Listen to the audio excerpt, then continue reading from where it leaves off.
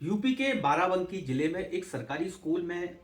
सिर्फ 13 और 14 साल की उम्र की बच्ची जो कक्षा 8वीं में पढ़ती है,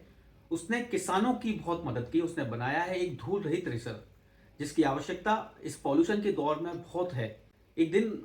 जब बच्ची स्कूल जाती है तो सर से बोलती है, सर ये खेतों से जो धूल के कण आते हैं तो इससे हम लोग बीमार हो जाते हैं, इसके लिए क्या उपचार किया जा सकता है। लेकिन जो टीचर है वो बोलते हैं कि उनके पास इस तरह का कोई भी अभी कोई मशीन नहीं है कि इस धूल के कण को रोका जा सके। लेकिन बच्ची के मन में एक सवाल आता है कि ऐसा क्या हो सकता है कि हम इसको कम करें।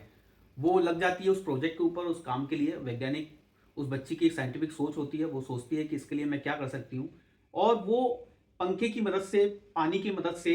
कुछ एक ऐसा यंत्र बनाती है, जिस यंत्र के माध्यम से अगर जब थ्रेसर खेतों में चलता है, उस यंत्र को जब उसमें लगा दिया जाएगा तो जो हवा से जो धूल के कण होते हैं, वो धूल के कण पानी की मदद से उस जगह पे बैठ जाएंगे और जो धूल के कण है वो गांव में और आसपास के वातावरण में नहीं फैलेंगे। सकुरा नाम की एक जापान की एक संस्था है जो शैक्षणिक प्रशिक्षणों संस्थानों में आती है और ऐसे जो प्रोजेक्ट होते हैं वहां सीखने का प्रयास करती है और उन प्रोजेक्ट को स्पॉन्सर करती है। जापान की इस सकुरा नाम की संस्था है, इसकी नजर पड़ी इस बच्ची को, उन्होंने जापान बुलाया और अच्छा इसमें क्या कर सकते हैं इसके लिए जापान ने काम किया।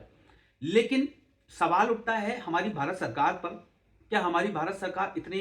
अच्छे से परिपक्व नहीं है क्या कि वो ऐसे बच्चों को प्रमोट वो खुद अपने भारत में करें। क्या जरूरी है हमको अपने बच्चों को जापान भेजना पड़ रहा है, क्या जरूरत है। क्या हम ऐसी टेक्नोलॉजी को बनाने के लिए हम खुद अपने यहाँ पर पेटेंट करें, उस बच्ची को भी प्रमोट करें और मेक इन इंडिया के नाम से जब हम बात करते हैं कि मेक इन इंडिया का हमें जमाना लेकर आना है, लेकिन हम बच्ची को जापान भेजकर उसको और सिखाने का प्रयास कर रहे हैं। अच्छी बात है, हम जापान भेज रहे हैं, लेकिन क्या हमारे पास में ऐसे कोई वैज्ञानिक नहीं है जो उसे प्रशिक्षण दें, उसके लिए एक अलग से और संसाधन जुटाएं जिससे वो और अच्छा बेहतर उसमें कर वही बात हो गई है कि सालों पहले जब आर्यभट्ट जी ने हमारे भारत में जीरो की खोज की थी, तो हमारे भारत ने सिर्फ एक गाना बना दिया और वो गाना हम सब लोगों ने सुना है, जब जीरो दिया इस भारत ने तो दुनिया ने गिनती को सीख पाया।